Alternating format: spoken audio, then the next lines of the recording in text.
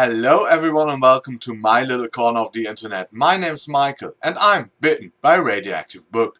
March has already started and so I'm bringing you my March TBR today. So let's get started. My March TBR is going to be ambitious, as all the TBRs of this year have been, and so was my February TBR. So I finished about 10 books in February, but I'm taking over 2 books from February into March. And the first one is The Skull Throne by Peter V. Brett, the third installment in his Demon Cycle saga. I'm about halfway through the book and yeah, hope to finish it in the next 1 or 2 days. The second book I'm taking with me from February is Tower Lord by Anthony Ryan, the second installment in his Raven Cycle series. With all the other buddy reads I did in February, this was kind of put on hold, and I hope to finish it somewhere in the beginning of February now. Of March, of course. And if you have seen my Dragonlands guide video or my last TBR where I started rereading the Dragonlands Chronicles, you know that I'm on a little bit of a Dragonlands trip at the moment, and therefore I'm going to read 2 Dragonlands books this month. The first is Dragons of Dwarven Depths. This is the first installment in Margaret Weiss and Tracy Hickman's Dragonlands Lost Chronicles. And the special thing about the Lost Chronicles is that they were written like 20 years roughly after the original Dragonlands Chronicles trilogy, and each of the Dragonlands Lost Chronicles can be interspersed between 2 of the original books. So you read like Chronicles 1, then Lost Chronicles 1, Chronicles 2, Lost Chronicles 2, and so on. And as I've read the first book of the Chronicles last month, I'm going to read the first book of the Lost Chronicles, Dragons of the Dwarven Depth, this month, and I'm going to follow it up with the second book of the original Chronicles, which is Dragons of Winter Night, also by Margaret Weiss and Tracy Hickman. And as I'm a bit on the nostalgia trip, I'm going to read some other like more old school feeling books. One of them is really old school. It's also a setting like Dragonlands of the Dungeons and Dragons campaigns, and it is the first book in the Ravenloft series, Vampire of the Mist, or of the Mist. This is a series that has a more like a gothic horror fantasy feeling, and here we are following in the first book a vampire that comes from the campaign setting of the Forgotten Realms and goes through the mists into the realm of Ravenloft. So often characters from other realms travel into Ravenloft, into this more kind of horror realm. And in Ravenloft there is like a Dracula kind of vampire called Strut, and we're seeing these 2 vampires going up against each other. I've read this like 20-25 years ago, and I'm interested to pick the series up because I remember it had like a great atmosphere. And continuing with the trend, but being a bit more modern, I'm also reading the second book in the Pathfinder Tales series called Winter Witch by Elaine Cunningham. Once again, this is a campaign setting for the Dungeons and Dragons. Careful there. So many D's today. In the Dungeons and Dragons campaign settings. And yeah, I'm interested to see what this is all about, because that is a newer setting that I haven't explored yet, or just with 1 book, and so I want to see how it holds up. Then, of course, there are going to be some buddy reads this month, and the first one is going to be Pandora Star by Peter F. Hamilton. It's the first book in the Commonwealth duology, and it's like the I think chronologically the first series in his Commonwealth universe, which is like a universe where most of his books are set in. And I haven't tried out Peter F. Hamilton yet, and yeah, I really wanted to, and this is going to be a buddy read with Rachel from Kalanadi, Caitlin from Kitty G, James from James Chatham, and Joe from Final Blow Joe, and we're really interested to getting into Peter F. Hamilton. And next up we're having Rebel of the Sands by Alvin Hamilton. I don't know actually if this is going to be a series or if this is a standalone. It's a YA Middle Eastern fantasy book I'm really interested in, and I'm going to read this with Lesia from Lesia's Tale. She's also a booktuber. If you don't know her, check her out. She's a Russian booktuber and I really enjoy her videos, and so I'm really glad to read something with her. Another buddy read is going to be another reread for me, and it is The Magician by Raymond E. Feast. Another like, yeah, old school fantasy. It has dwarves and elves in it. It has like a portal to another world. Of course, a coming of age story of two best friends. One is going to be a magician, the other is going to be a great warrior. And I'm really looking forward to get back into the series. I've read the first trilogy, and I think also like the second or at least another one or two books in Feast's universe.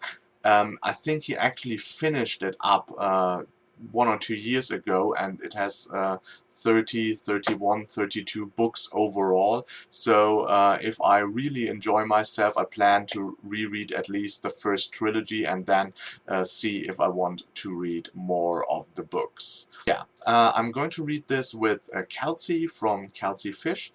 We haven't done a buddy read before, but I follow her channel and I really enjoy her channel, and so it's going to be a lot of fun to read The Magician with her.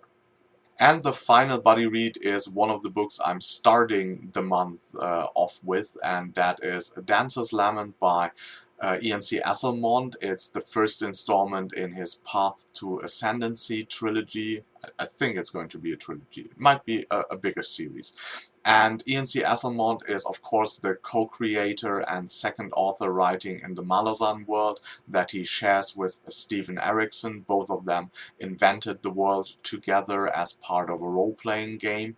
And yeah, as you know me, I'm a huge fan of the Malazan world, of Erickson's books. I've read 2 of Asselmond's books so far, and I kindly got this one as a review copy from NetGalley. And I'm going to read this with Samantha from Novels and Nonsense, and we're both looking forward to see what this is all about. Okay, I know actually what this is all about, so I can tell you a little bit, because we are following Dancer and Kalanvat on their way to becoming the Emperor and first assassin of the Malazan Empire, and actually I expect this to be about how they meet up with the other old guard, and yeah, how they in the end form the Malazan Empire. Moving on now to the final segment, we have a few books that I'm reading like on my own, and the first of it is Aces High by George R. R. Martin, which is the second installment in the Wildcard series. The Wildcard series is a mosaic series, so each book is comprised of a lot of novellas or short stories that yeah, interact with each other, and are written by various different authors. And the Wild Card series is like a more mature superhero novel series that actually started, I don't know, in the 80s, and some of them are reissued now, but there's still new books coming out. And I've read the first book like a couple of years ago, and I always wanted to continue with the series, and yeah, now I'm doing that.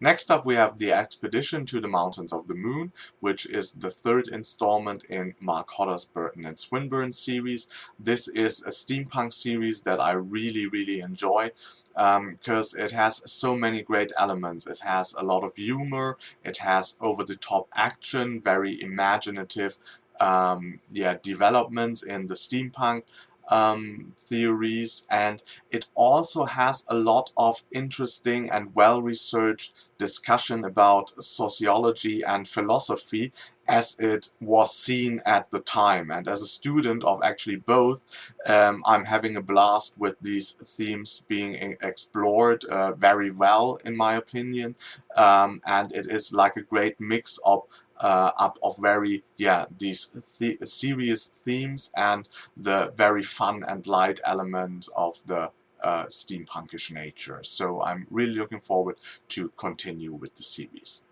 Next up we have The Builders by Daniel Polanski, which is one of the Tor novellas.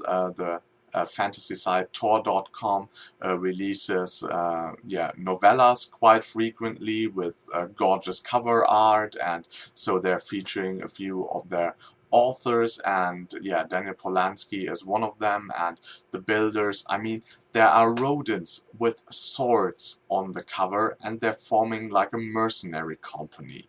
So that is going to be interesting, isn't it? I also want to read a couple of more books that are actually released in 2016, because at the end of last year I realized that I had around November, the start of November, only read like 4 books that were actually published in 2015, and so I want to at least have 1 or 2 new releases on each month TBR this year. And one of those is Toru Wayfarer Return. This is a book that came out in February, and it's an alternate steampunk. The cover is gorgeous. It's alternate history in Japan, and I'm really looking forward to get to it. And last but not least, we have my workbook. It's a physical book that I'm reading while I'm at work, and it is The Summoner by Gail Z. Martin.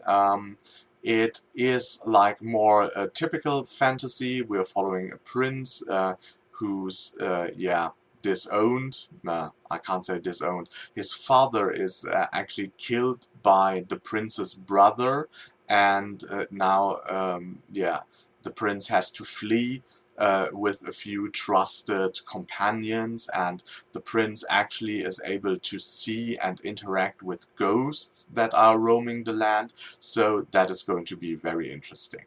So there you have it. This is my my large March TBR.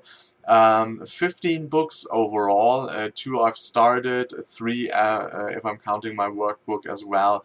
At least this month we have a lot of books that are more between 300 and 400 pages, and not so many like 800-page books that I had in February. So even though the number is great, I'm quite confident to tackle most of them. And as always, if you enjoyed this video, please hit the like button. If you want to see more of me, subscribe to my channel.